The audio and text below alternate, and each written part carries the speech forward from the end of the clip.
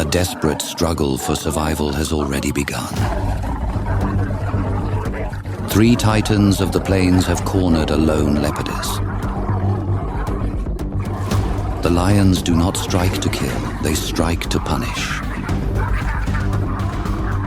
Their power dwarfing her slight frame, circling in and out as if sharing ownership of the moment. One clamps down at the neck, not to snap the spine, but to apply pressure. She is a captive in a game of feline dominance, forced to absorb the lesson with every gasp and tremor. She twists and bites, a desperate flash of defiance, teeth finding flesh for a heartbeat before she's slammed back into the dirt. But for every scratch she lands, she receives a crushing blow in return. No, one lion surges in first, jaws clamping down with a brutal, controlling bite, trying to pin the leopardess and end it quickly.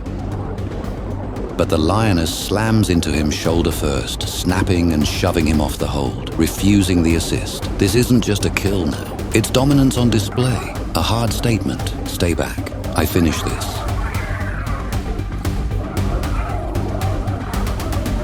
Her limbs scrabble for traction, claws carving lines that lead nowhere while their grip tightens and shifts, never allowing her to regain balance. The leopardess is reduced to a living toy between them. Tossed, pinned, released. They could end it at any moment, but they don't. Instead, they humiliate her with lazy, warming-up violence, showing power for the sake of showing it. High above, 2 cubs wait for a mother who may never return. They chirp and cry out loudly, thin, urgent calls that keep repeating into the silence, begging for her to answer, to appear, to make everything safe again. Without her protection, they are lost. The onslaught resumes with renewed ferocity. The sheer volume of damage is beyond endurance. The lion's play has turned murderous.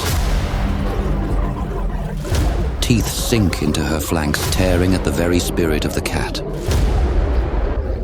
while heavy paws shove her back down each time she tries to rise.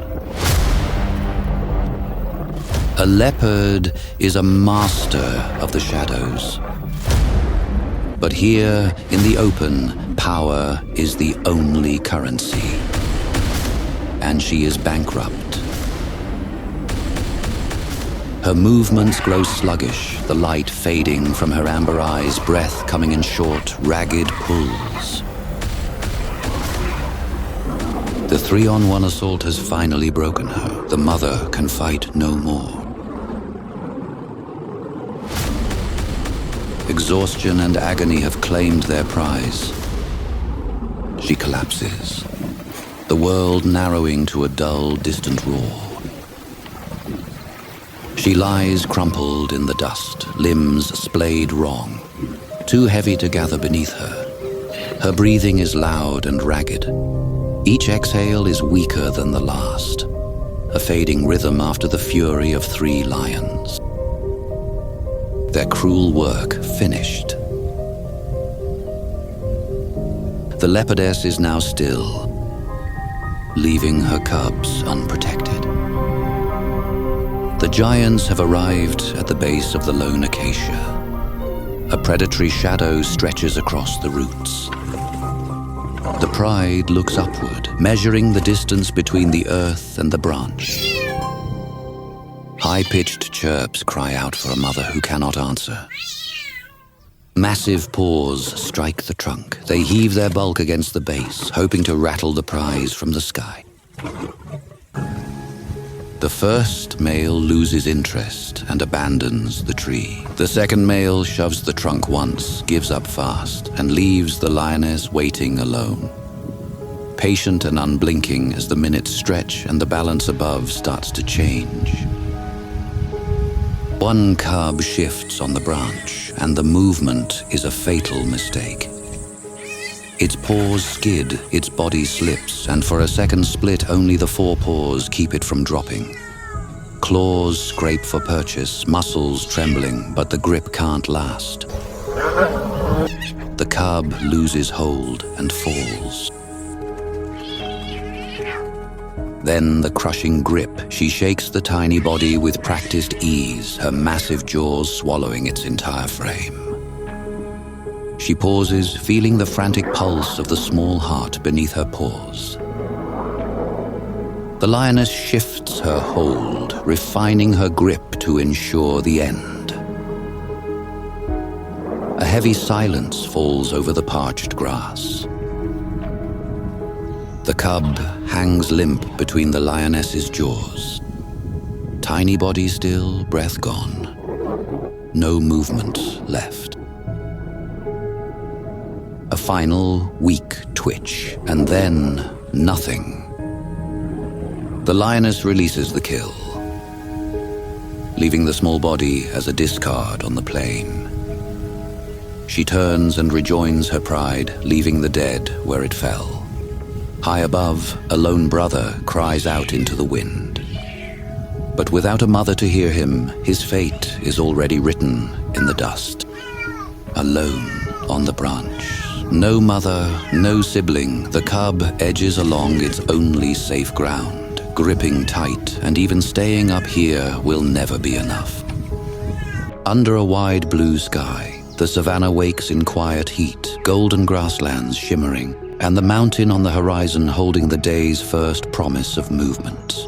Nearby, a leopard rests in the shade, its head turns slowly, scanning the grass for the slightest flicker of prey. Eyes locked on a shifting wall of impalas, grazes in loose formation. Ahead, the impalas stand half-turned, heads lifted, nostrils tasting danger that hasn't yet announced itself. In this arena, the difference between a feast and a fast is measured in mere milliseconds. The landscape holds its breath. A few animals stare into the wind, alert to something they can't yet name.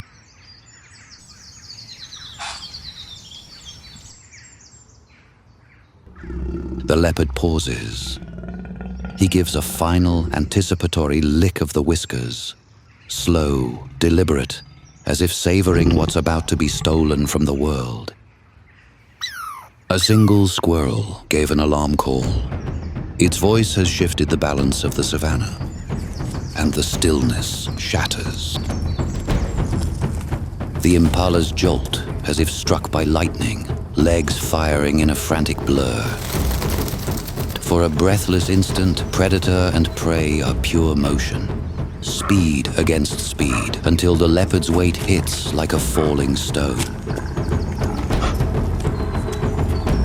The impala bursts into frantic motion, neck arched, legs flailing, hooves clawing at the earth as it twists to break free.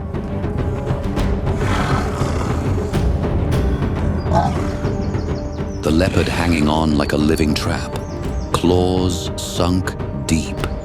Has the hunter lost his hold?